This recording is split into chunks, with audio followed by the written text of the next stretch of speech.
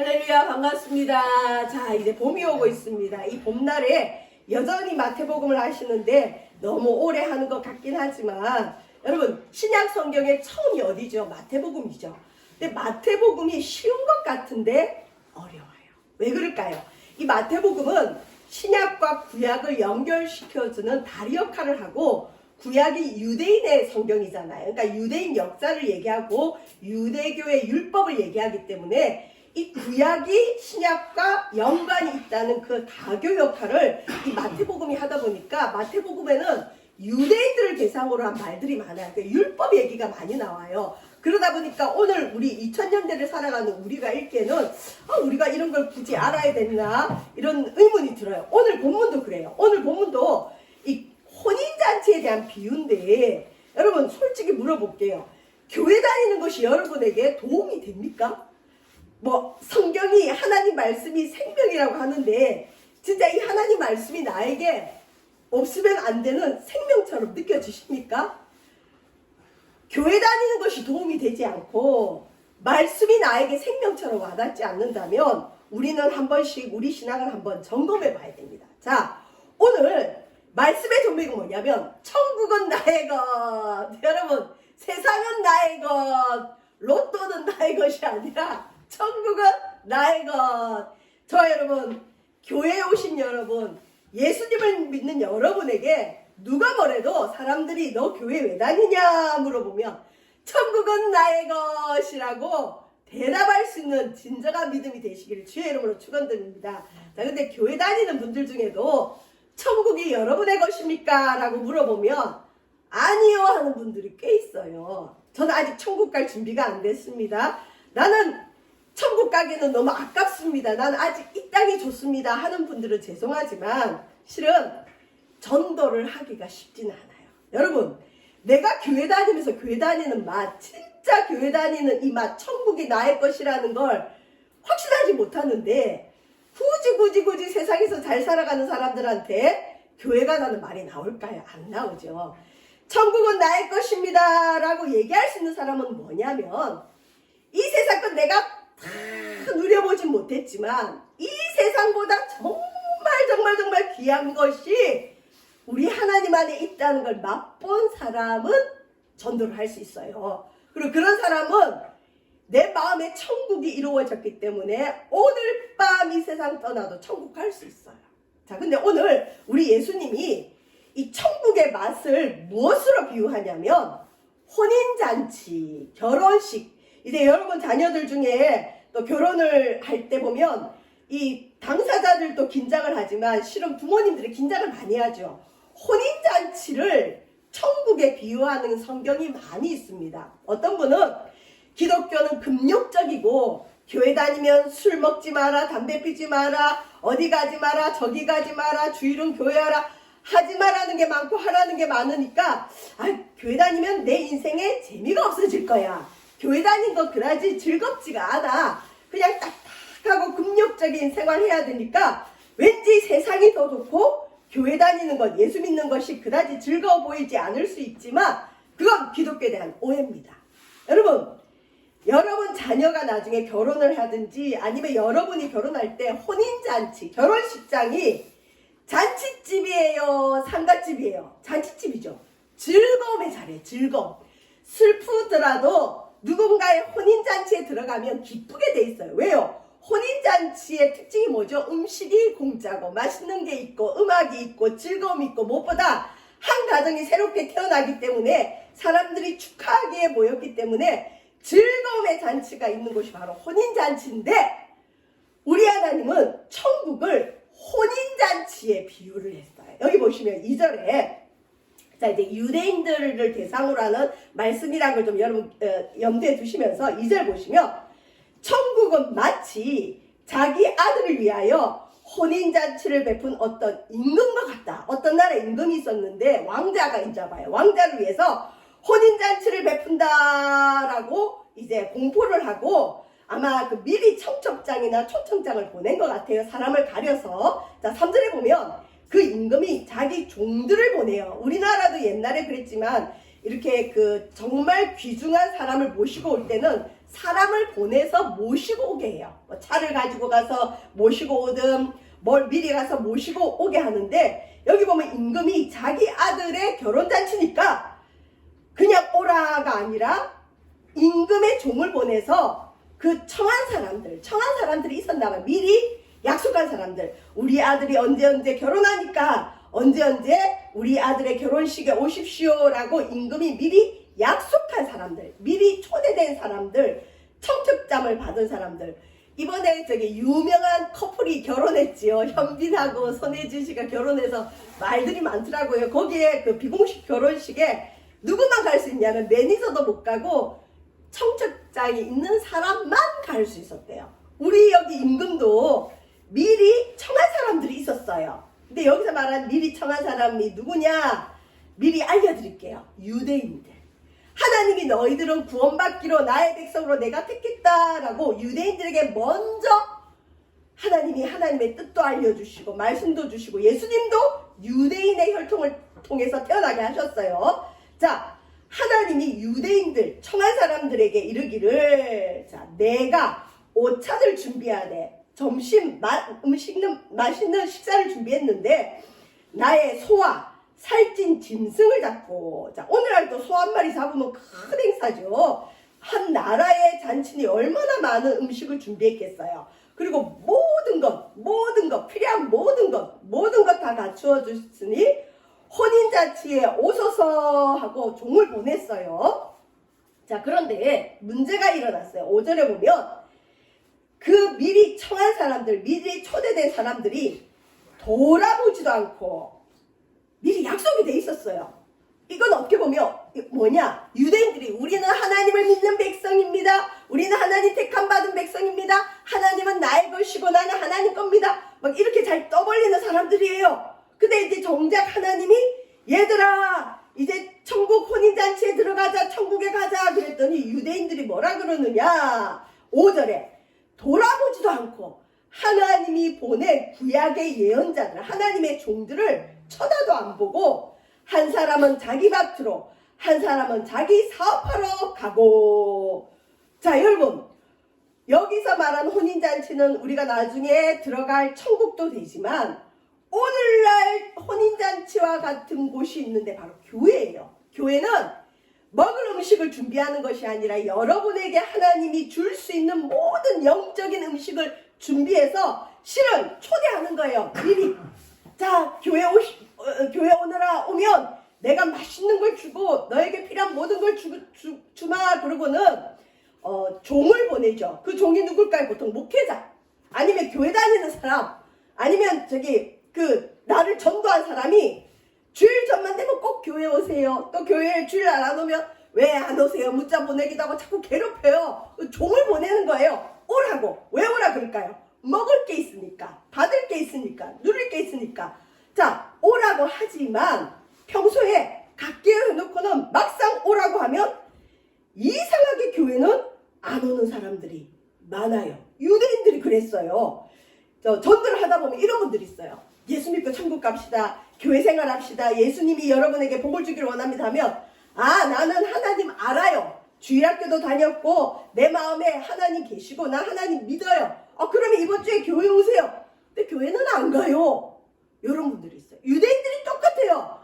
나는 하나님의 복받은 백성이다. 나는 하나님 믿는다. 그러고는 막상 하나님께서 예수님을 통해서 나의 혼인잔치에 오라 그랬더니, 아유 바빠서 못 갑니다. 나는 내 사업하러 갑니다. 나는 내 밭에 일하러 갑니다. 자기 일이 앞선 사람들. 자, 이게 구약의 유대인들의 모습이고, 오늘날 하나님을 알기는 하지만 자기가 더 소중한 믿음의 사람들. 믿음의 사람이라 할 수 없죠. 하나님을 알지만 믿지는 않는 사람들.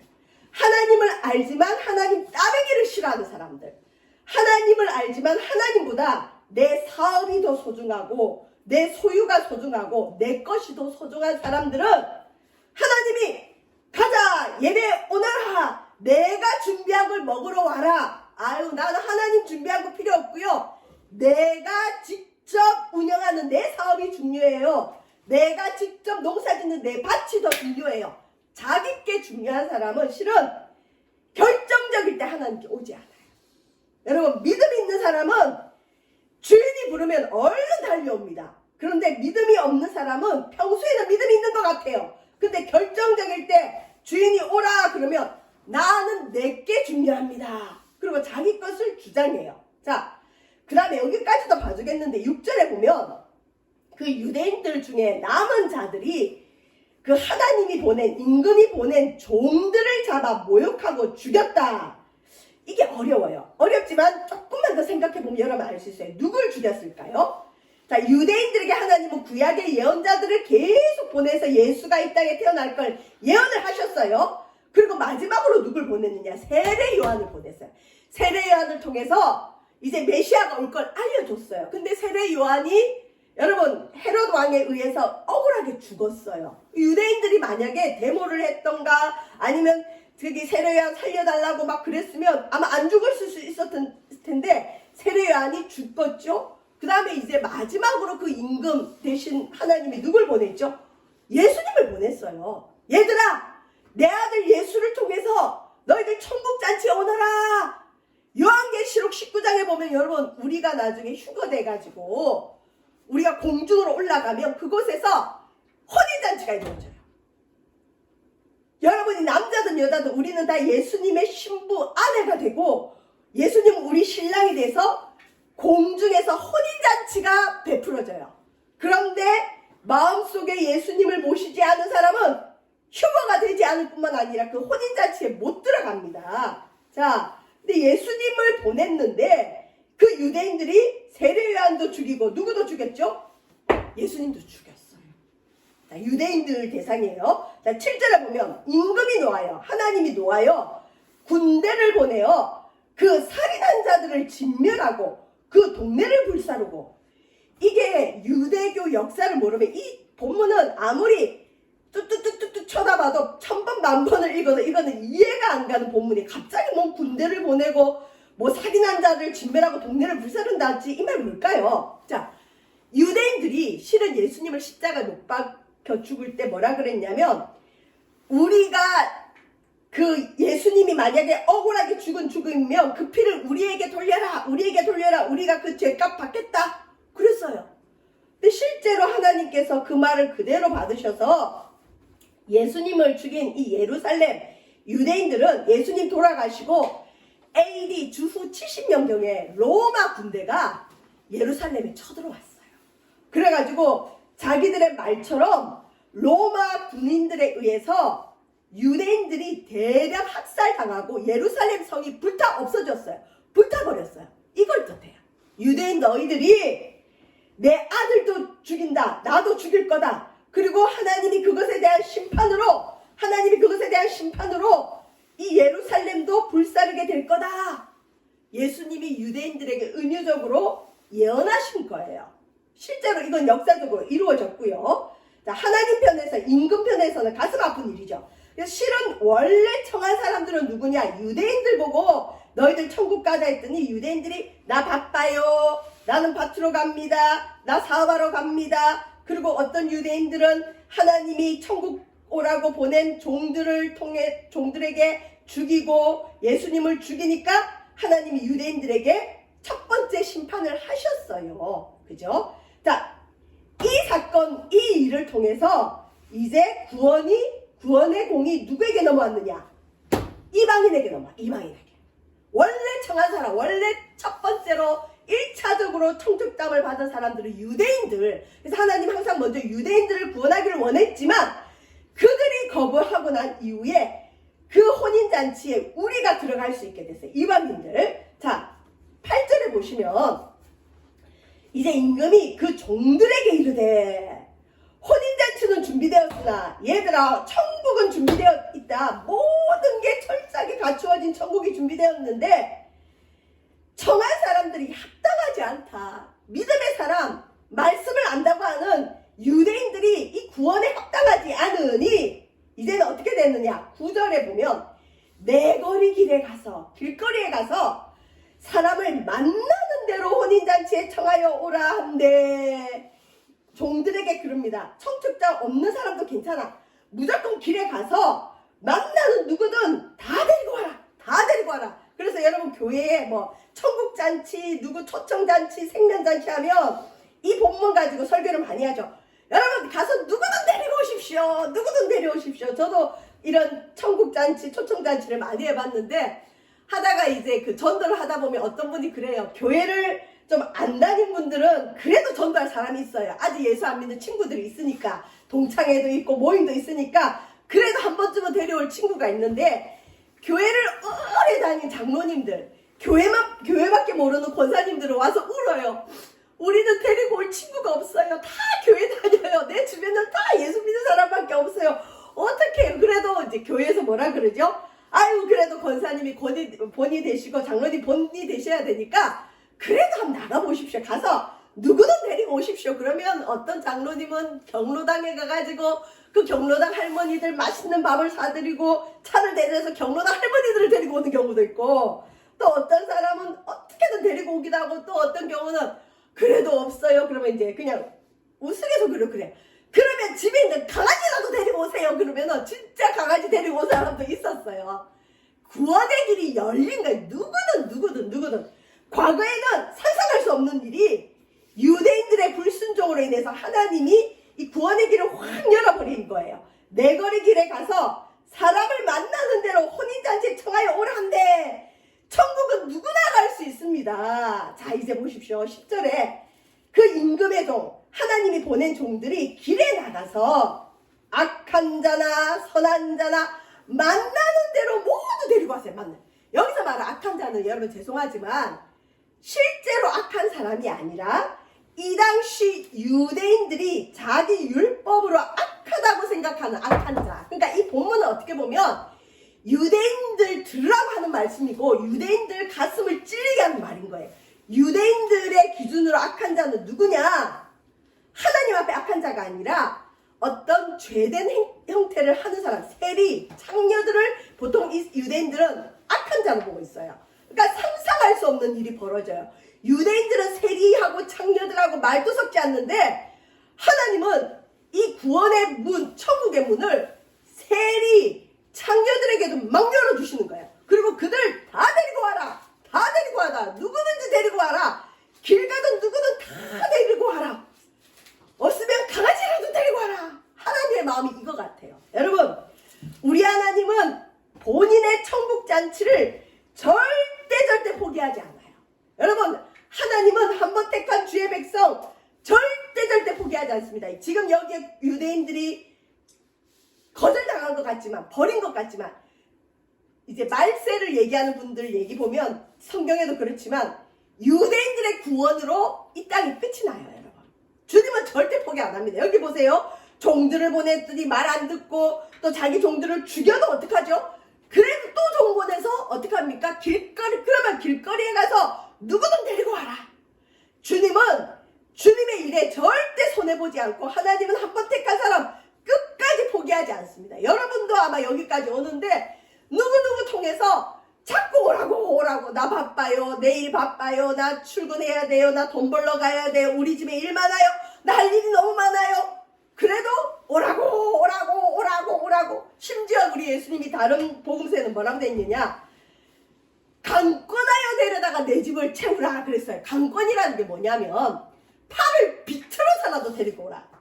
저도 요즘 이제 그 딜레마가 조금 있는데 어떤 딜레마냐, 제가 부교육자로 있을 때는 이제 그 교회의 목사님의 그런 지도를 따라서, 그래서 목사님이 이번에 뭐 전도 축제 몇 명 합시다 그러면 이제 그럼 우리 지역에서 우리 부서에서는 몇 명 해야지 딱 마음을 먹고 목표를 딱 설정하면 막 밀어붙여요. 그래서 그 목표를 달성해요. 그 이상 달성해요. 근데 그 이상 달성할 때 어떻게 할까요? 주로 하는 말이 강권하여 데려다가 내 집을 채우라. 여러분, 말 안 들어 팔이라도 비틀어서 데리고 오십시오. 이거 너무 심한 거 아니에요? 아니에요. 구원의 길은 열렸으니 누구든 오게 해라고 막 말씀도 주고, 그러면 성도들이 막 움직여요. 그래서 실제로 막 차고 넘치는데, 성경에는 강권하여 데려다가 내 집을 채우라는 말씀도 있지만, 사도 바울 같은 사람은, 또 우리 예수님은 복음을 전했는데 안 받아들이면 발에 먼지 떨어버리고 떠나가 돼 있거든요. 이 두 가지가 다 있어요. 여러분, 어떻게 해야 될까요? 말을 안 들으면 강권하여 데려다가 채워야 될까요? 아니면 나 안 가겠어요, 나 싫어요, 그러면 그냥 응 알았어 그렇게 이렇게 해야 될까요? 이 성경에는 두 개 다 있어. 근데 중요한 건 뭘까요? 하나님은 본인의 혼인잔치에 누구든 오게 하신다는 그 마음이 있어요. 우리 하나님은 누구든 구원받기를 원하세요. 우리 하나님은 모두가 구원받기를 원하십니다. 저와 여러분 중요합니다. 저와 여러분 주님을 진정으로 사랑하고 하나님이 예배하신 그 축복을 안다면 정말 사람들을 강권하여 데려다가 하나님 집을 채울 수 있어요. 근데 그 못 채우는 이유가 뭘까요? 자신이 없는 거죠. 그렇게 꼭 전도를 해야 돼? 누구를 위해서 그렇게 해야 돼? 하나님 위해서. 그 죽어가는 영혼 위해서. 어쨌든 오늘 여기 본문은 이 혼인잔치를 베푼 임금이 그 종들에게 내가 처음 초청하기로 얘기된 사람들이 다 안 온다고? 내 종들을 죽였다고? 그러면 길거리 사거리 가서 만나는 누구든 다 데리고 와라. 만약 하나님이 우리에게 그 명령 내리신다면 우리도 종으로서 순종해야 될 줄 믿습니다. 어떤 명령을 주실지 아직은 모르지만 세마석교회는 누구든 채워라 그러면 채워야 될 줄 믿습니다. 강권하여 데려다가 내 집을 채워라 그러면 강권해서 데리고 와야 됩니다. 안 되면 팔을 빗줄여서라도 데리고 와서 구원받게 해야 됩니다. 정말 사랑하는 사람이라면. 그게 하나님 아버지의 마음이에요. 아유 안 온대요. 그냥 냅두죠. 그건 그 사람을 진짜 사랑하는 게 아니죠. 어쨌든 이 혼인잔치에 손님들이 가득 찼어요. 저희도 어떤 그 목표가 있으면 가득 채웁니다. 근데 중요한 건 왔어요. 왔는데 팔을 비틀어서라도 데리고 왔는데 천국을 내 것으로 못 누리고 못 받는 사람들이 있다는 거. 여기 보시면 자, 그 혼인잔치에 임금이 준비한 혼인잔치에 손님들이 가득 모였어요. 자, 11절을 보면 임금이 손님들을 보러 들어왔는데 거기서 예복을 입지 않은 한 사람을 보고, 여기서는 한 사람이 있지만 어떤 그룹이 있을 거예요. 예복을 안 입은. 자, 이게 뭐냐면 이 고대 특히 구약에 보면 어떤 잔치나 자기 집에 온 사람들에게 옷을 주는 게, 의복을 주는 게 한 관례였어요. 여기 보세요. 길거리 길 가는 사람 데려다가 혼인잔치에 오라고 했는데, 예를 들면 여러분 지금 우리 아들이 결혼식을 해야 되는데 결혼식에 오기로 한 하객들이 아무도 안 왔어. 그래서 그 혼주가 너무너무 당황을 해서 시장이든 어디 공사장이든 어디든 가서 사람 데리고 와라 그랬는데 그 사람들이 일하다가 그 다음에 막 옷에 먼지 묻은 채로 막 왔어요. 그 상태로 결혼식 진행할까요? 아니죠. 옷을 준비해서 옷을 아마 다 나눠줬을 거예요. 여기도 보면 이 임금이 부유한 사람이고 어리석은 사람이 아니기 때문에 길거리에 가는 누구든 데리고 와서 악한 자나 선한 자나 다 데리고 와서 이 혼인잔치에 사람으로 채워라. 그래서 채웠어요. 그러고는 임금이 그래도 우리 아들 결혼식이니 예복을 입혀라. 그리고 예복을 좋은 걸 다 손님들에게 줬을 거예요. 미리 줬어요. 그리고 손님들에게 종들을 통해서 혼인잔치에 들어가기를 원하는 사람은 이 예복 입어야 됩니다. 이 예복 입으십시오. 이거 입어야 혼인잔치에 갑니다. 얘기를 분명히 많이 했을 거예요. 그런데도 불구하고 한 그룹의 사람들이 보니까 예복을 안 입고 자기 입던 옷 그대로 입고 혼인잔치에 들어가려고 있는 거예요. 그러니 여기 뭐 임금이 너는 왜? 여기 뭐 12절에 친구여 그러죠. 일단 혼인잔치에 왔으니까 관계가 맺어진 거죠. 친구여. 근데 너는 어찌하여 내가 준 예복 안 입었냐? 예복 안 입고 여기 들어왔느냐? 만약 이 사람이 예복을 받지 않았더라면 할 말이 있을 거예요. 아니 내가 길 가다가 끌려왔고 나는 나 일하다가 끌려왔는데 내가 옷 갈아입을 시간이 어디 있어요. 집에도 못 갔다 왔어요. 그러니 난 이 옷밖에 없습니다. 할 말이라도 있지. 여기 보면 12절에 보면 그가 아무 말을 못하는 거야. 아무 말을. 왜 아무 말 못할까요? 옷을 줬거든. 이 관례를 보면 구약의 관례를 보면 옷을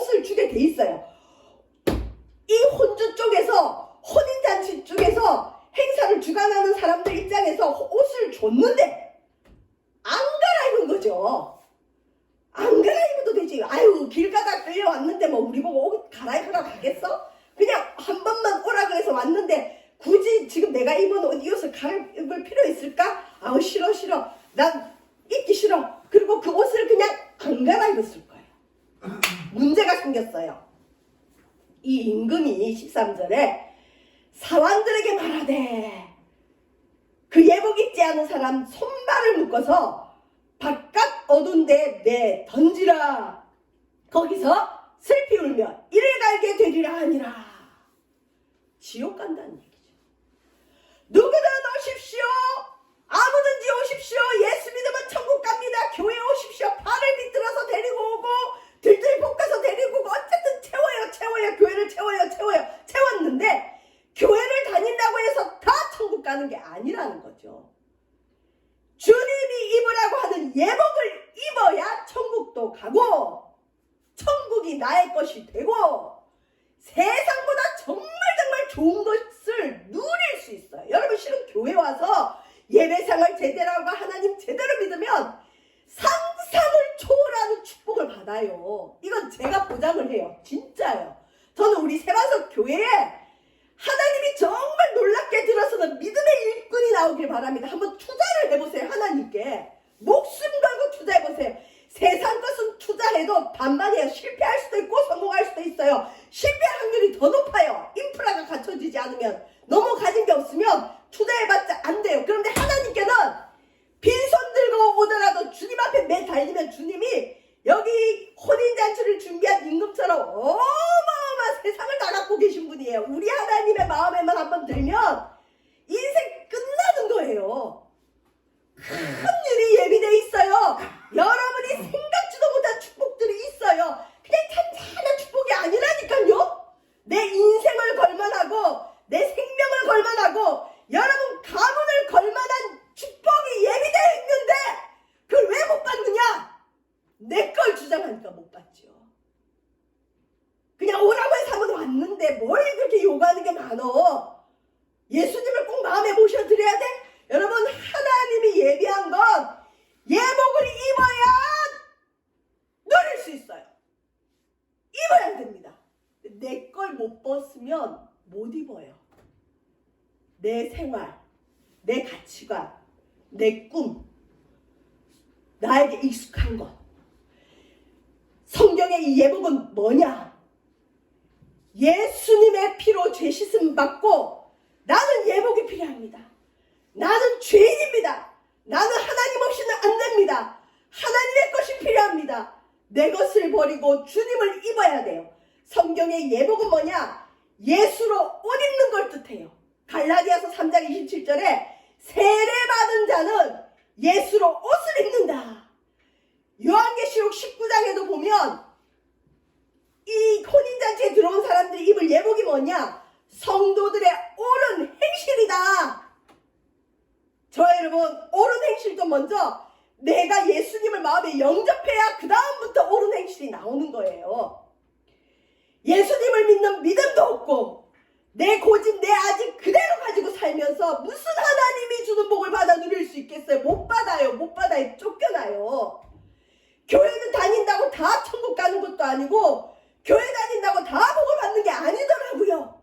예복을 입어야 됩니다. 근데 이 예복이 뭐냐? 예수님을 마음에 영접하면 됩니다. 예수의 피로 나는 거듭났습니다. 나는 하나님 자녀가 되었습니다. 예수의 피로 죄 씻음 받았습니다.